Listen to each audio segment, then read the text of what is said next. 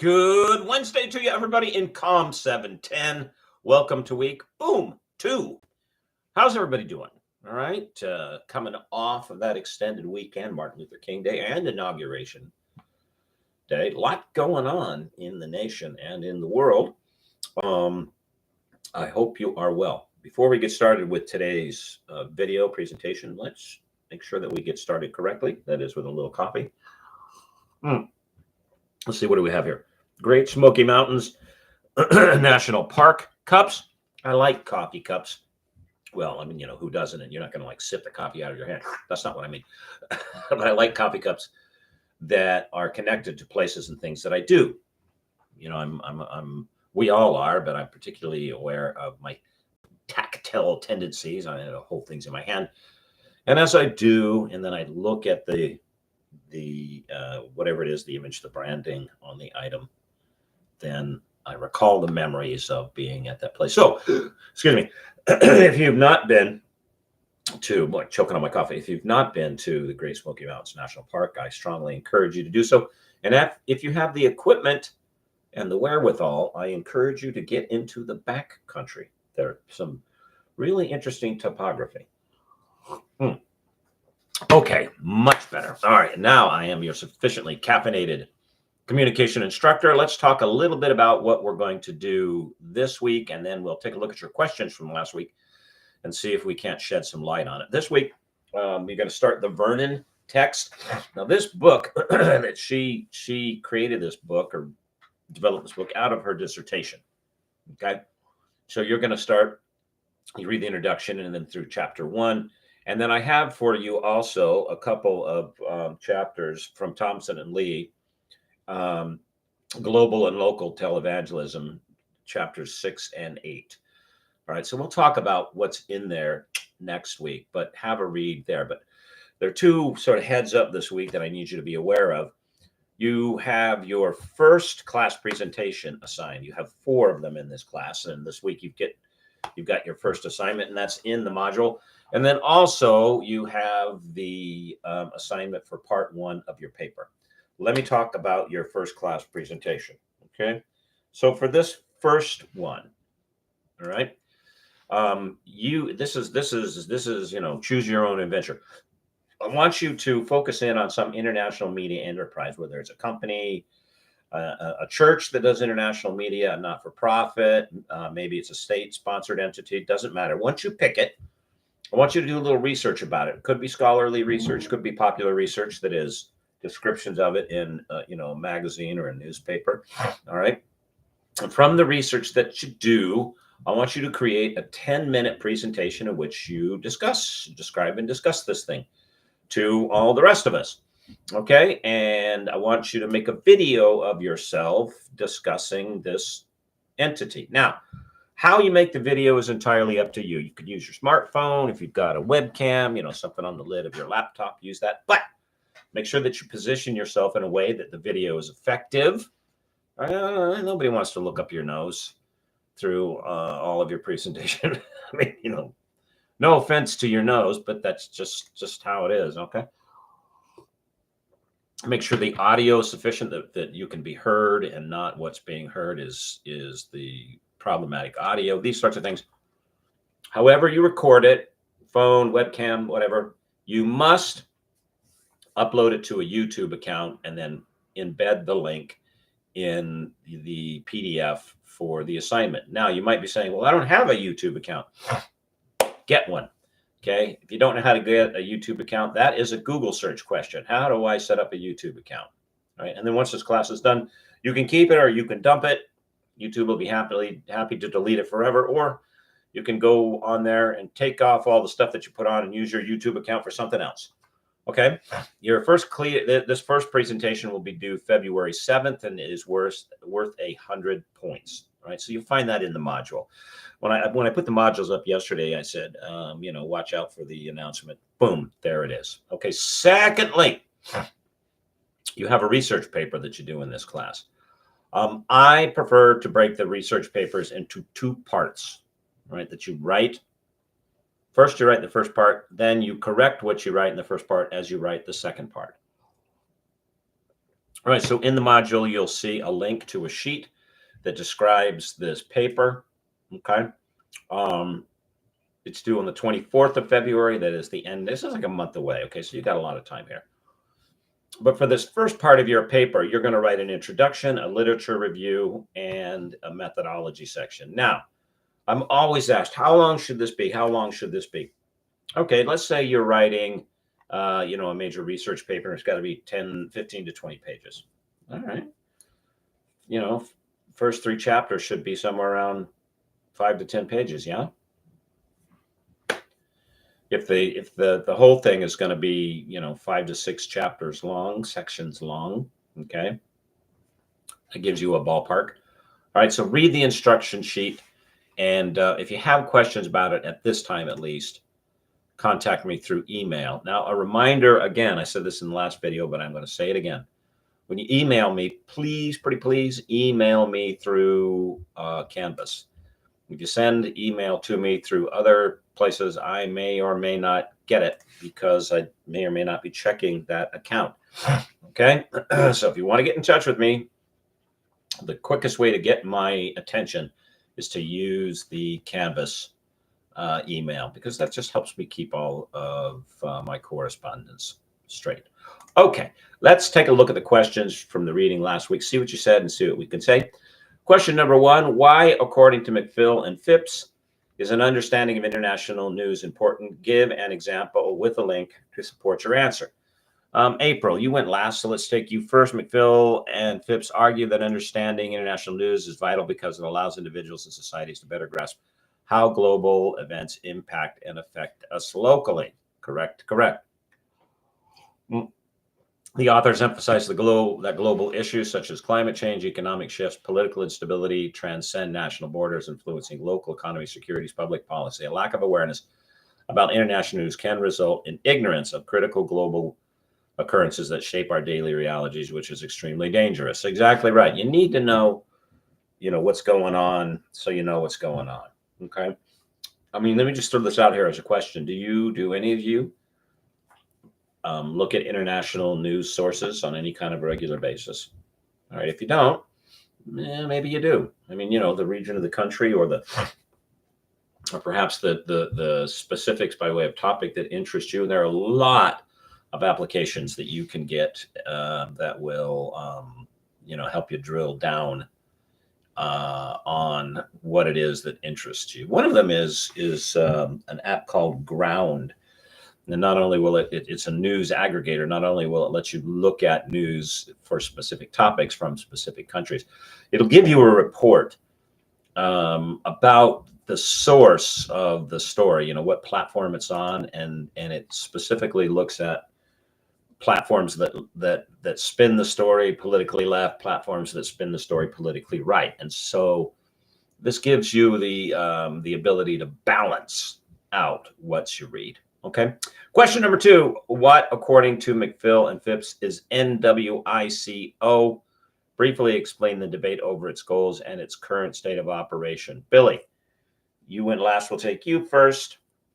That NWICO stands for New World Information and Communication Order. And what is it? All right. Well, it's an evolutionary process seeking a more just and equitable balance in the flow and content of information. A right to self-determination of domestic communication policies and at the international level, two-way information flow reflecting more accurately the aspirations and activities of less developed countries. Okay, so that's what it is. Now, what's its stated goal?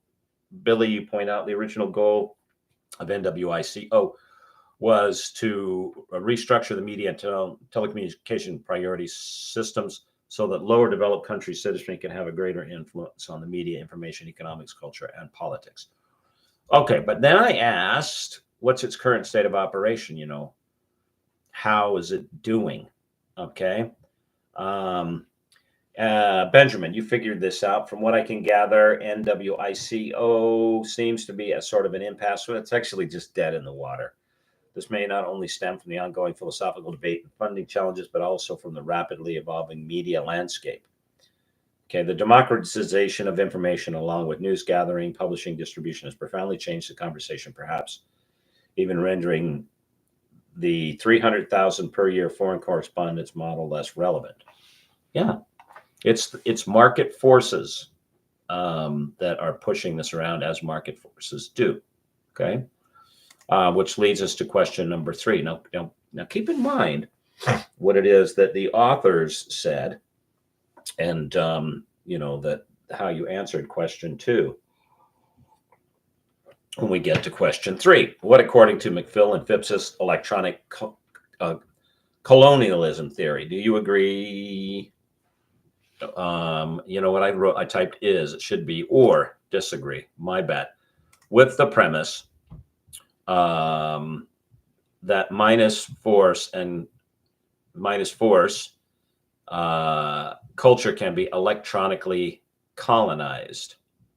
All right. In other words, because by definition, colonialization is the forceful imposition of a culture upon another culture.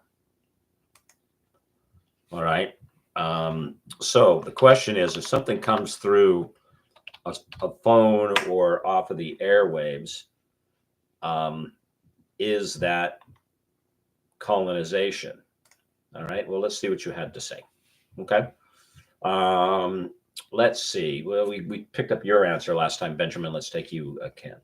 Electronic colonialism theory is the idea that dominant voices in the media landscape can create an information and pop culture empire building phenomenon, not entirely like what we saw in mercantile colonialism. And by the way, on that note, concerning your authors, I'll come back to you in just a second, Benjamin. There needs to be a slight correction to your text in the chapter on electronic colonialism theory. All right, the precursor, sort of the preamble to the chapter, is a section called Global Colonialism, in which the authors go, over the course of history, there have been only a few major successful trends in empire building. The first characterized military conquest occurred during the Greco-Roman period and witnessed the expansion of the Roman Empire through most of what is now modern Europe, as well as North Africa. This early era is labeled military colonialism, which is true. All right, but here's where your text needs a correction. The militant Christianity of the Crusades during the Middle Ages represents a second era. The Crusades, with the Catholic Pope as patron, sought to control territories from Europe across Northern Africa and Middle East, beginning around 1095, actually in 1095. A series of crusades over 200 years resulted in Eastern expansion and the establishment of new European colonies promoting Christianity in the Middle East and across Africa. That is historically false. Okay, Christianity, which originated in the Middle East, that Jerusalem place, first spread through what we now know as the Middle East, then the Greek world, and then across Northern Africa. That region was thoroughly Christian for 700 years until the militant Islamic expansion showed up, a militant Islamic empire, and eradicated Christianity from many of the areas, particularly Northern Africa. Not so much in the Middle East, that as we think of the Middle East, let's say Israel and Jordan and Syria. Okay. And the reason for that was there was a presence of what was left of the Roman Empire, called the Byzantine Empire, which was Christian. Okay. And then your authors go on to say the territories were seized from Muslims. No, they weren't. These were territories that had belonged to the Christian Empire of Byzantium and had been seized by Muslims as Western civilization became the dominant international force or hegemony. And, there's some debate about how successful the Crusades were in expanding Western civilization, because prior to the Crusades, and even within Europe, Western civilization meant Roman, Greco-Roman systems and norms and communication modalities, and that stayed. Those were used by Muslims, Christians, and Jews alike. So it's, the Crusaders didn't show up and begin spreading Western civilization. The Crusaders, as Christian Europeans, were a product of Western civilization. Okay. Relics and treasures from various nations, as well as Greek Orthodox churches, were plundered and returned to the Vatican as gifts. Um, um, you know, again, what bothers me about this is not something that's unique to Christian Europe. This was the showing up and taking stuff significantly to pay those involved, like your soldiers from the commanders on down. This was how warfare was conducted, period. I remember, I don't remember which of my visits. I've spent a good bit of time in Turkey, and specifically in the city of Constantinople. And there is the old palace from the Ottoman emperors, and it's called the Topkapı Palace.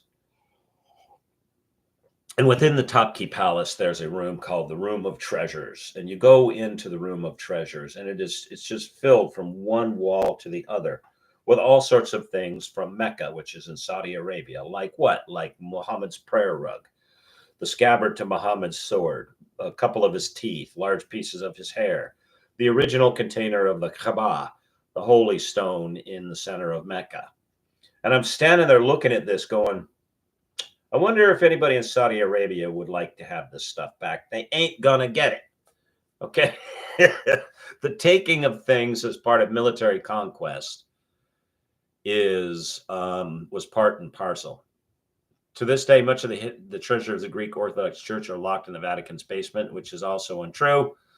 In 2024, Pope John Paul II, it should be Saint Pope John Paul II, made a token gesture to return the bones of two early Greek theologians, but many Greeks are still waiting for the plunder of gold and silver artworks from this era. This era is labeled Christian colonialism, which strikes me as very curious. All right, I don't want to get too far down the rabbit hole with some of the problems here with this text, but suffice to reason, in terms of the history of colonialization, there are a lot of them. I mean, you could look at Christian colonialism and say, okay, that's legitimate. That's real colonialization from, say, the 15th century forward, the end of the 1400s, when Christian Europeans find their way into the New World, and now they're really colonizing, especially throughout South America, Central America, and then the southern part of North America.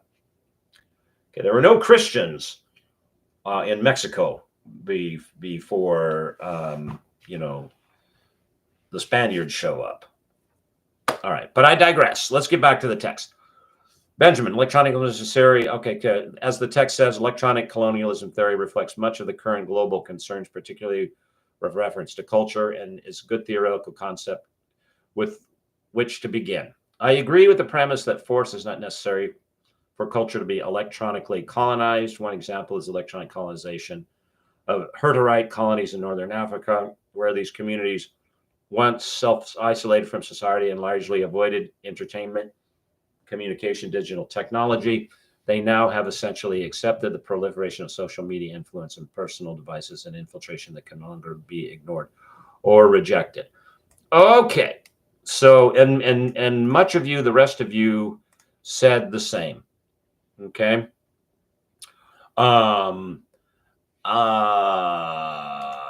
Here's the question. What is culture? Okay. Is culture dress? Is it food?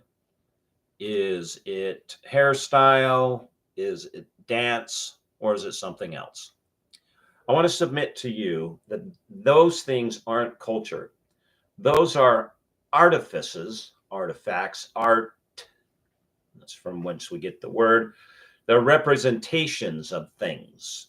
Okay. Culture, on the other hand, is not a vase or a painting or a particular garment.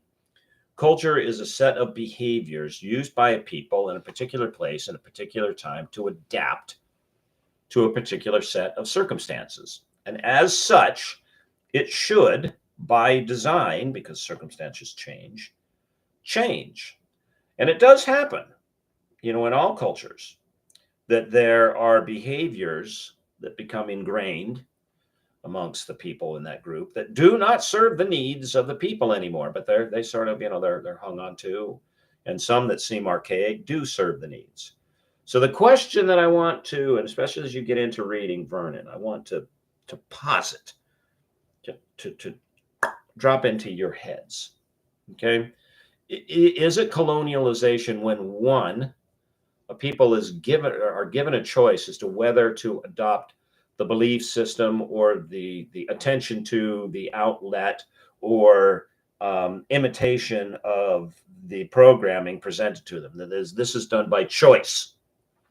Right? There's nobody forcing anybody in Northern Africa to watch Netflix. Okay, this is not a requirement. So is it colonialization when, number one, the habit is changed by choice?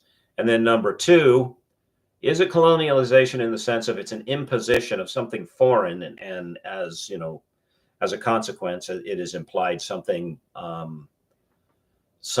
wrong when the adoption of the different habit allows the people to adapt better to a set of circumstances. So for instance, good, bad, or ugly, the world is rapidly digitally connecting, and there are economic opportunities to be found, social opportunities, governmental opportunities, socio-governmental, that is society influencing government, opportunities to be found through those technology platforms.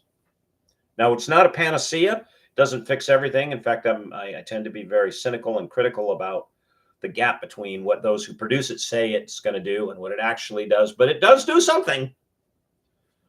So if there's this new tool available, is it colonialization if a peoples who had no exposure and hadn't used it before suddenly decide that it's in their best interest to use it?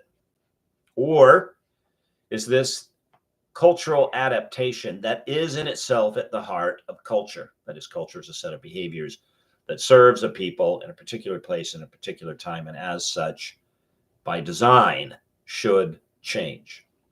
Okay? We'll pick that discussion up next week when we get back to Vernon. Okay, question number 4. McPhill and Phipps notes that the impact of social media on the global communication landscape has been expansive and ongoing, but do not, at least in chapter 1, expand on that point. In what way has social media impacted global communications? Okay. Excuse me. TT, let's take a look at you. And I asked you for some citations, so you've given it here right out of the bat. So Call 2012 states that as society moves into the electronic age, more people are communicating online to access information and create their own reality. Call refers to the impact of social media on a global communication as a revolution in media delivery, and that it is. Okay. And then you go on to cite another author, reviewing an MIT professor, Sidney Otto's book. The Hype Machine points our attention to the fact that human brain is wired for social interaction. Hence, when you develop a population scale technology that delivers social signals to the tune of trillions per day in real time, the rise of social media isn't unexpected. It's like tossing a lit match into a pool of gasoline. Okay, that's true, but how is this changing global communication? See, this is the second order type of thinking that I want. I'm not criticizing your answer, TT, that I want you folks to get into. Okay. So yes, of course, we're hardwired for this. So what is now having this right here, and we're walking around with this, interacting, I'm giving you a hint, interacting with this instead of interacting with this. That is, now our interactions are more and more mediated. They're through something else rather than one to another. How is that impacting communications? Okay. All right. We're going to leave it at that. Okay, everybody, because I said I like to keep these things around 20 minutes, and I think I'm about 4 minutes over. Okay, so take a look at the module. Take a look at class presentation assignment number 1. Look at paper assignment. Start thinking about a topic. Right? If you're unsure as to what you're going to do, just ping it to me in an email. But please, please, please use the Canvas email. Okay. And if you have any questions about either of those 2 assignments, and you can find me in my office during my office hours, I guess Wednesday. So this coming up this Friday. All right, everybody. Have a wonderful, wonderful rest of the week. I think about you, I pray about you, and I will see you on Canvas. Bye-bye.